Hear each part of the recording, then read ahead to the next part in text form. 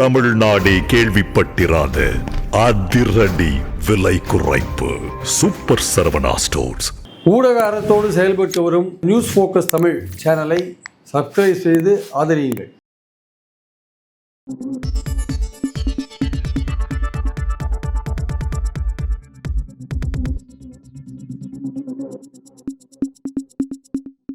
வணக்கம் சார். வணக்கம் சார்.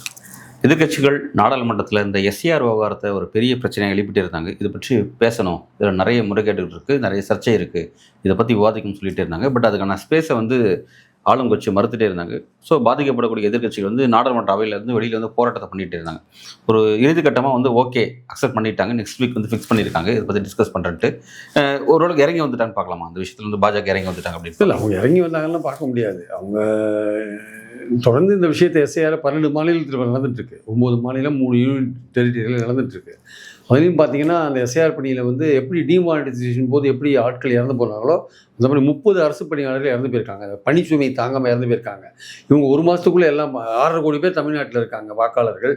ஒரு மாதத்துக்குள்ளே 70,000 பேரை போட்டு ஒரு மாதத்துக்குள்ளே முடிக்கணும்னு பார்க்குறாங்க. அது பணிச்சுமை ரொம்ப அதிகமாக இருக்கிறதுனால நிறைய பேர் இறந்து போகிறாங்க. பல்வேறு மாநிலங்களில் இதுதான் நிலைமை ஆக்சுவலாக. ஆனால் எலெக்ஷன் கமிஷன் ரொம்ப பர்டிகுலராக அதை 1 மாதம் டைம் எடுக்கிறாங்க. எதுக்காக இதை எடுக்கிறீங்க? இதுக்கு முன்னாடிலாம் திருத்தம் நடந்தது. 2002 2005 3 வருஷம் நடத்தினாங்க. நீங்கள் கேட்குற மாதிரியான பர்டிகுலர்ஸ்லாம் கேட்கவே இல்லை. நீங்கள் கேட்குற பர்டிகுலர்ஸ்லாம் எதுக்காக கேட்குறீங்கன்னு எல்லாருக்கும் தெரிஞ்ச விஷயம் தான். குடியுரிமையும் வாக்குரிமையும் மிக்ஸ் பண்ணி நீங்கள் ரெண்டையும் ஒன்றா பார்த்து நீங்கள் கொண்டு வரீங்க நீங்கள் ஆக்சுவலாக. ஸோ அதனால் எஸ்ஐஆர் பீகாரில் நடந்துருதுன்னு இப்போ இவங்க விவாதமே வைக்க மாட்டாங்கன்னு நான் எதிர்பார்த்தேன். ரொம்ப ஆச்சரியமாக விவாதத்துக்கு ஒத்துட்ருக்காங்க. ஆனால் அந்த விவாதத்தில் என்ன சொல்லுவாங்கன்னா, இது நாங்கள் தேர்தல் கமிஷன் வேலையில் தலையிடுறதே கிடையாது, தேர்தல் கமிஷன் எங்களுக்கு சம்மந்தம் கிடையாது, அது இண்டிபெண்டன்ட் பாடி, அதனால் அது எடுக்கிற இதை நம்ம விவாதிக்க முடியாது. அரசியல் சட்ட அடிப்படையில் தான் அவங்க எடுக்கிறாங்க. 324 அரசியல் சட்டப்படி அவங்களுக்கு எடுக்கிறதுக்கான உரிமை இருக்குது. 326 படி உங்களுக்கு குடிமகன் தான் ஓட்டு போட முடியும். அது அவங்க பார்ப்பாங்க.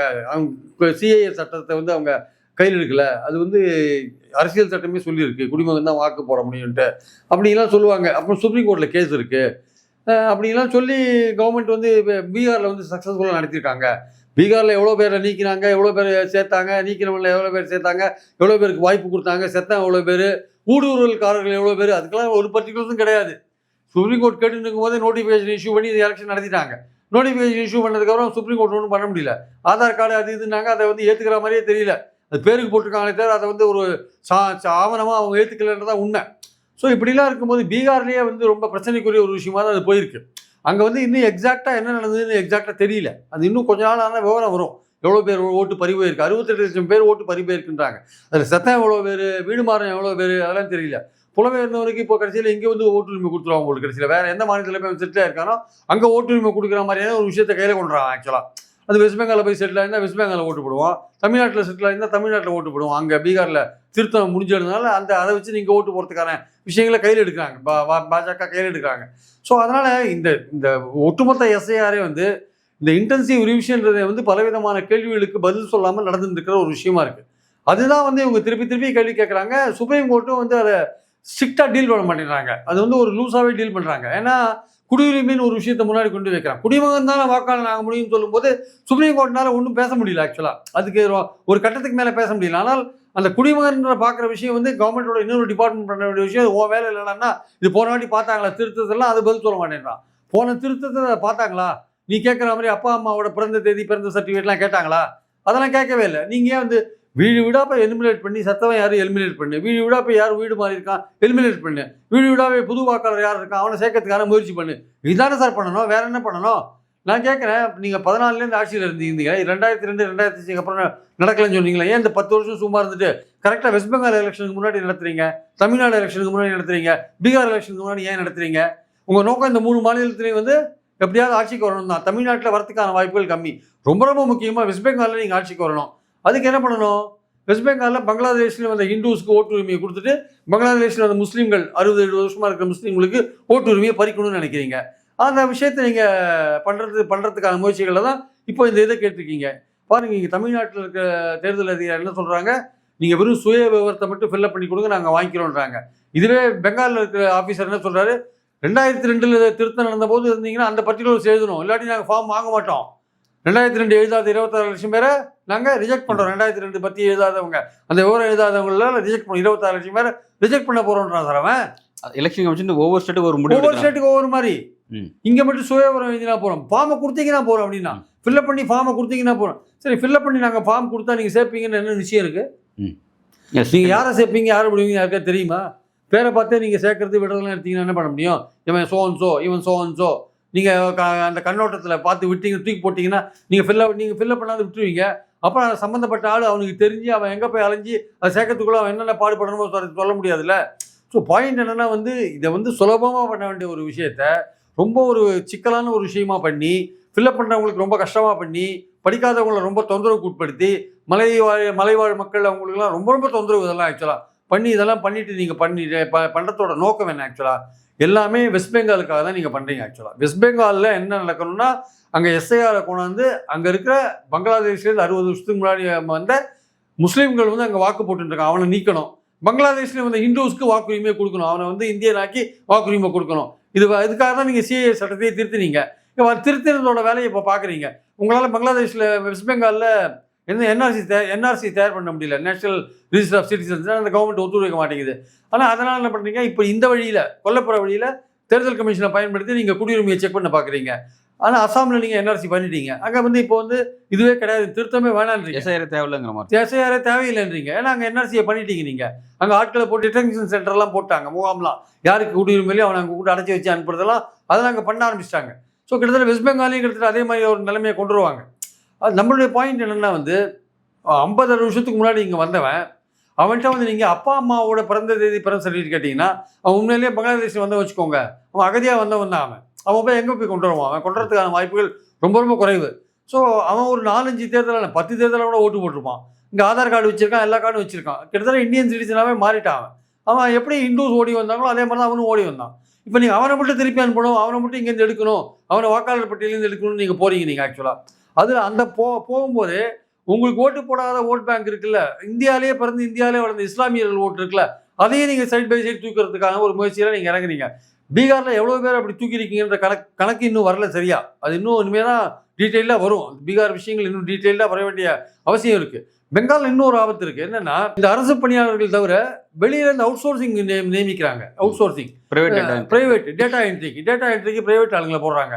இப்போ டேட்டா என்ட்ரிக்கு பிரைவேட் ஆளுங்களை போட்டிங்கன்னா யாரை போடுவீங்க? அவங்க ஒருவேளை பிஜேபி ஆர்எஸ்எஸ் ஆட்களை அவங்க அந்த கம்பெனி அவங்க நடத்துகிறவங்களை கொண்டு போட்டிங்கன்னா அவங்க உங்களோட தேர்தல் கமிஷன் என்ன நினைக்குதோ அதுதானே செய்வாங்க. பிஜேபி என்ன நினைக்குதோ அதுதானே செய்வாங்க. பேரை பார்த்தே ஃபில்அப் பண்ணாத இன்க்ளூட் பண்ணாத தூக்கி போட்டாங்கன்னு என்ன பண்ணுவீங்க? அவன் எங்கே போய் அலைவான், என்ன பண்ணுவான்? ஒன்ஸ் ரிஜெக்ட் பண்ணிட்டாங்கன்னா அப்புறம் சேர்க்கறது ரொம்ப கஷ்டம். நீங்கள் ஒரு இண்டிவிஜுவல் போய் அங்கேயும் இங்கேயும் அலையணும் இல்லை, பல இடத்துக்கு அலையணும் இல்லை, அந்த பாயிண்ட்லாம் இருக்குல்ல. அதுக்கு பதிலாக ரொம்ப சிம்பிள், ஒரு கவர்மெண்ட் சர்வெண்ட் வீட்டுக்கு வந்து விசாரித்து யார் இருக்காங்க, யார் செத்து போனாங்க நோட் பண்ணிட்டு போய் ஒரு பட்டியலை தயாரிக்கிறது எப்படி இருக்குது?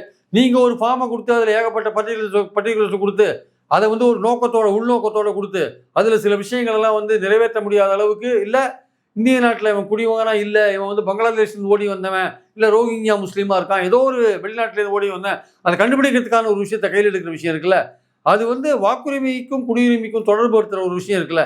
எலெக்ஷன் கமிஷன் ஹேண்டில் பண்ணுற விஷயத்தை வந்து சுப்ரீம் கோர்ட்டாலேயே நிராகரிக்க முடியல. ஆனால் எந்த நோக்கத்துக்காக இது வந்து பாஜக வந்து இது எலெக்ஷன் கமிஷனை ப்ரெஷர் பண்ண வைக்கிறாங்க அப்படின்னா, வெஸ்ட் பெங்காலில் இருக்கிற அந்த ஓட்டை தூக்குறது தான், அதுதான் நோக்கம் அவங்களுக்கு. அதே போல் வந்து வெஸ்ட் பெங்காலில் வந்து மம்தா பானர்ஜி ரொம்ப இதில் விஷயம் வந்து கவனமாக இருக்காங்க. அவங்க ஆரம்பத்துலேருந்து வந்து பார்த்தீங்கன்னா எலெக்ஷன் கமிஷன் ஒத்துழைக்க மாட்டேங்கிறாங்க.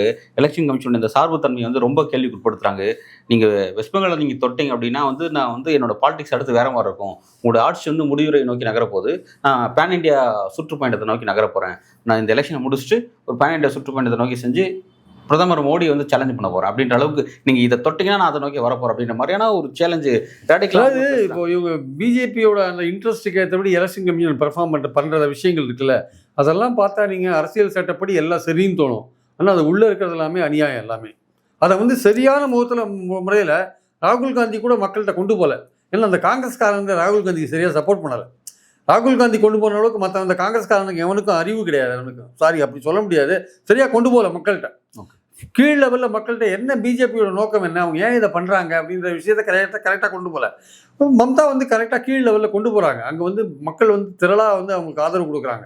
இந்த எஸ்ஐஆர்ன்றது வந்து மக்கள்கிட்ட ஓட்டை பறிக்கிறது. ஆக்சுவலாக ஜனநாயகத்தில் வந்து ஓட்டை கொடுக்கணும் நிறைய பேருக்கு, அதுதான் வந்து உண்மையான ஜனநாயகமாக இருக்க முடியும். இது வந்து பறிக்கிற விஷயமா இருக்குது. செத்து போனவன் இருக்கிறாங்க, வீடு மாறவன் எடுக்கிறேன்றாங்க. ஆனால் உண்மையான நோக்கம் என்னென்னா அவங்களுக்கு ஓட்டு போடாத ஓட் பேங்க் எடுக்கணும்னு நினைக்கிறாங்க. அதுதான் பாயிண்ட் அங்கே.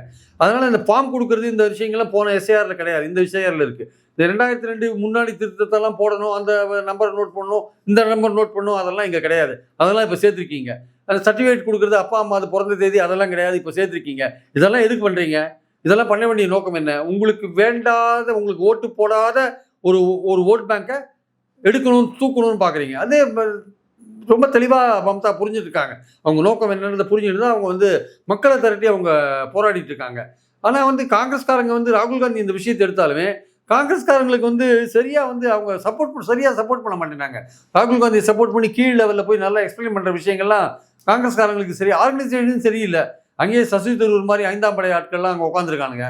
அதனால் அவங்களால சரியாக செயல்பட முடியல. ராகுல் காந்திக்கு சரியான சப்போர்ட் காங்கிரஸ்லேயே கிடையாது. ஆக்சுவலாக வந்து இந்த விஷயத்தை வந்து நாடு முழுக்க பரந்த அளவில் கொண்டு போகணும், அந்த மாதிரிலாம் ஒரு பெரிய எஃபர்ட் எடுக்கிற மாதிரிலாம் தெரியல. ஆனால் ஒரு குறிப்பிட்ட மாநிலத்துக்குள்ளே, வெஸ்ட் பெங்காலுக்குள்ளே மம்தா பானர்ஜி இதை வந்து சீரியஸாக மக்கள்கிட்ட கொண்டு போவாங்கன்னு நினைக்கிறேன். இதெல்லாம் எலெக்ஷன் கமிஷன் எவ்வளோ தூரம் இந்த விஷயத்தில் விளையாடுறாங்க வெஸ்ட் பெங்கால்ன்றதை பொறுத்து இருந்து தான் பார்க்குறோம். ஏன்னா அங்கே கிட்டத்தட்ட 1 கோடி பேரை நீக்கணும்னு ட்ரை பண்ணுறாங்க போல இருக்கு. 1 கோடி தமிழ்நாட்டிலேயே கிட்டத்தட்ட 60 லட்சம் பேருக்கு மேலே நீக்கணும்னு ட்ரை பண்ணுறாங்க. அதனால நீக்கிறவங்களாம் யாரு, செத்து போனவங்களா, வீடு மாற்றினவங்களா, அதெல்லாம் கரெக்டான பர்டிகுலர்ஸ் யாருக்குமே தெரியாது. அதெல்லாம் ரீடபிள் ஃபார்மேட்டில் ஏன் அவங்க நீக்கிறோன்றத போடணும். ஆக்சுவலாக போட்டுட்டு தான் மக்களுக்கு தெரியப்படுத்தணும். அதெல்லாம் எலெக்ஷன் கமிஷன் பண்ணுற மாதிரியே தெரியல. நீக்கிறவங்களுக்கு என்ன சான்ஸ் கொடுக்குறீங்க மறுபடியும் சேர்க்கறதுக்கு, அதுக்கான வாய்ப்புகள் என்ன கொடுக்குறீங்க, ஒன்றுமே தெரியாது. பீகாரில் அதெல்லாம் கொடுக்கவே இல்லைங்க. அதுக்குள்ளேயும் எலெக்ஷன் நோட்டிஃபிகேஷன் இஷ்யூ பண்ணி போயிட்டாங்க. இதெல்லாம் வந்து இப்போ வரப்போகிற பார்லிமெண்ட் செஷனில் இதெல்லாம் பேசுவாங்க, எதிர்கட்சிகள் பேசுவாங்க. இந்த மாதிரி மற்ற ஓட் ஷோர் விஷயத்தெல்லாம் பேசுவாங்க. எப்படி கர்நாடகாவில் அந்த ஆலன் தொகுதி நடந்தது, வேற பல தொகுதிகள்லாம் நடந்தது. அப்புறம் ஹரியானாவில் என்ன விஷயங்கள் நடந்தது, ஹரியானாவில் அந்த பிரேசில் மாடல் 22 இடத்துல அவங்க படம் இருந்தது இல்லை, அதெல்லாம் பேசுவாங்க. ஆனால் அது என்னமோ எதுவுமே நடக்காத மாதிரி, எந்த தப்பும் நடக்காத மாதிரி எலெக்ஷன் கமிஷன் எருமாட்டு மேலே மழை பெஞ்ச மாதிரி போயிட்டு இருக்காங்க. எதுவுமே எல்லாம் சுத்தமாக நடக்கிற மாதிரி போயிட்டு இருக்கானுங்க. ராகுல் காந்தி எழுப்புற கேள்விக்கு பதிலே கிடையாது. ஏன் அந்த அம்மா படம் 22 இடத்துல இருக்குன்னா அதுக்கு பதிலே கிடையாது சார். அந்த அம்மா ஓட்டு போட்டாங்களா இல்லையான்னு கண்டுபிடிக்க முடியாது. ஏன்னா அந்த கேமராவை தூக்கிட்டான். 45 நாளைக்கு மேலே அந்த கேமரா ஃபுட்டேஜ் இருக்க தூக்கிட்டான் வாக்குச்சாவடியிலலாம். இதெல்லாம் இது மாதிரிலாம் பண்ணிங்கன்னா அது எப்படி வந்து உங்கள் எலெக்ஷன் கமிஷனர், உங்களுக்கு வேண்டிய எலெக்ஷன் கமிஷனரு, நீங்கள் அமித்ஷாவும் பிரைம் மினிஸ்டரும் அப்பாயின்ட் பண்ணுற எலெக்ஷன் கமிஷனரு, எலெக்ஷன் கமிஷனர் ரொம்ப நியாயமாக செயல்படுறாரு. அதனால தான் அமித்ஷாக்கு சால்வையை போட்டு காலில் விடுறாரு. நியாயமாக நடுநிலையாக செயல்படுறாராம். அமித்ஷாக்கு மாலையை போட்டு காலில் விடுற படம்லாம் வந்து வீடியோலாம் வெளில வந்து அது எப்படி சார் அது சரியான நிலைப்படானா? இது ஒரு இண்டிபெண்டன்ட் எலெக்ஷன் கமிஷன் இண்டிபெண்டன்ட் பாடிங்க. அவர் போய் ஒரு மந்திரிக்கு போய் சால்வையை போட்டு காலில் விடுறாருன்னா உங்கள் நார்த் இந்தியாவில் வந்து காலில் விடுறதெல்லாம் பழக்கமாக இருக்கலாம். ஆனால் நீங்கள் நடுநிலையாக இருக்கிறவர், ஒரு ஆளுங்கட்சி மந்திரி காலில் விழுந்தீங்கன்னா நீங்கள் எப்படி நடுநிலையாக இருப்பீங்க? அப்போ உங்களுக்கு பதவியை கொடுத்தவங்கள நீங்கள் அவங்களுக்கு பதவியை கொடுத்தவங்களுக்கு நீங்கள் லாயலாக இருக்கீங்க.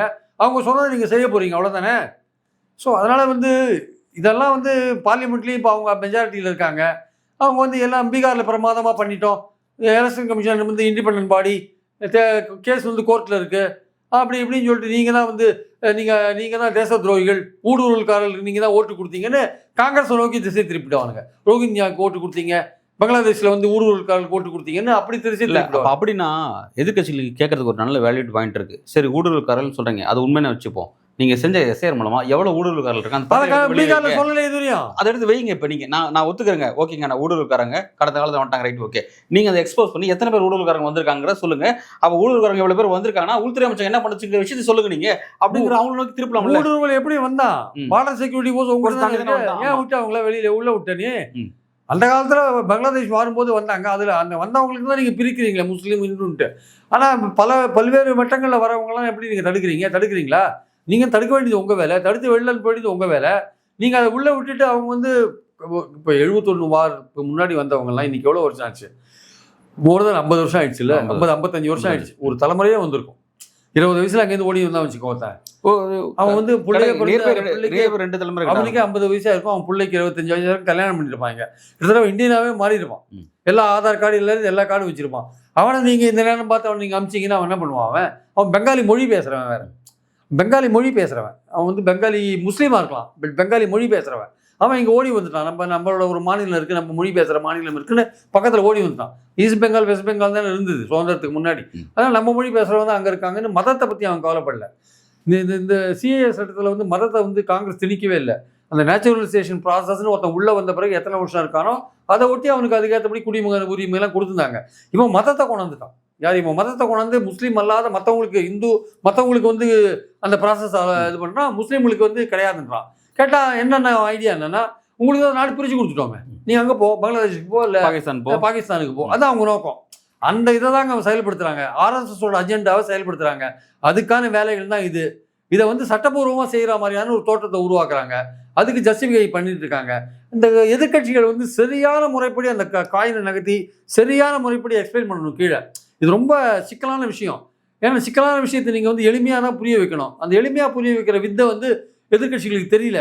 அவன் வந்து சட்டத்தை பயன்படுத்தி கரெக்டாக அமைப்புகளை பயன்படுத்தி கரெக்டாக அவனோட அஜெண்டா என்னவோ அதை நோக்கி கரெக்டாக போயிட்டு இருக்கான். கோர்ட்டும் கிட்டத்தட்ட அவங்களாலையும் ஒன்றும் பண்ண முடியல, ரொம்ப கெடுபடியும் காட்ட முடியல. அதனால் அவங்களுக்கு வசதியாக இருக்குது. ஸோ எதிர்க்கட்சிகளுடைய பணி ரொம்ப ஜாஸ்தியாக இருக்குது. இது ரொம்ப சிக்கலான விஷயம். இந்த விவாதங்கள்லாம் வந்து தூக்கி சாப்பிட்டு போயிடுவாங்க பிஜேபி. நீங்க தான் ஊடுருவல்காரர்கள், நீங்க தான் வந்து அங்கேருந்து ஆளுங்களை கூட்டு ஓட்டு கொடுத்தீங்க. அது நியாயபூர்வமாக டிபேட் நடக்காம ஒரு மாதிரி குற்றச்சாட்டு நேரு காலத்துல இருந்து நேருலேருந்து ஆரம்பிப்பாங்க. நேருலேருந்து ஆரம்பிச்சு எல்லாரையும் முத்திரை குத்தி கோவப்படுத்த வச்சு அவங்களை ப்ரொவோக் பண்ண வச்சு அவங்க வெளிநடப்பு பண்ண வச்சு முடிச்சிருவாங்க கதையோட. நியாயமான விவாதம் நடக்காது. இவங்களுக்கும் வந்து கரெக்டாக அதை எக்ஸ்பிளைன் பண்ணி கரெக்டாக கொண்டு போய் அவங்களை பிடிக்கிற அளவுக்கு இவங்களுக்கும் அந்த வாத திறமை வந்து வேணும். ஏன்னா இது சிக்கலான விஷயம். இது ரொம்ப அவங்க அஜெண்டாவை செயல்படுத்துறாங்க, அதுக்கு சட்டத்தை நல்லா பயன்படுத்துகிறாங்க, அமைப்புகளை பயன்படுத்துகிறாங்க. அந்த இடத்துல எந்த இடத்துல வந்து அவங்க வந்து பாதை மாறி போகிறாங்க, பழைய விஷயங்கள்லேருந்து மாறி போகிறாங்கன்றதை கரெக்டாக சொல்லி எப்படி மக்களை வந்து பிரச்சனைக்கு உள்ளாக்குறாங்கன்றதை கரெக்டாக சொல்லி அவங்கள பிடிக்கணும். அது வந்து எதிர்க்கட்சிகளுக்கு வந்து இன்னும் வாத திறமை நல்ல பிரமாதமாக இருந்தால் தான் முடியாது ஆக்சுவலாக. நல்லது சார். வந்து இந்த மாதிரியான ஒரு முக்கியமான ஒரு கோரிக்கை, பேச வேண்டிய ஒரு கோரிக்கைக்கு ஆளுங்கட்சி வந்து இறங்கி வந்தது ரொம்ப மகிழ்ச்சியான விஷயம். ஓகே, டிபேட்டுக்கு ஓகேன்னு சொல்லியிருக்காங்க. அதை ஆக்கப்பூர்வமாக கொண்டு போகிறது எதிர்க்கட்சி கையில் தான் இருக்குது. கரெக்டாக அதை கொண்டு போகிறாங்களா, எப்படி இந்த விஷயத்தை நாடாளுமன்றத்தில் ப்ராசஸ் பண்ண போகிறாங்க அப்படிங்கிறத பொறுத்து வந்து பார்க்கலாம் சார். நன்றி. தேங்க்யூ.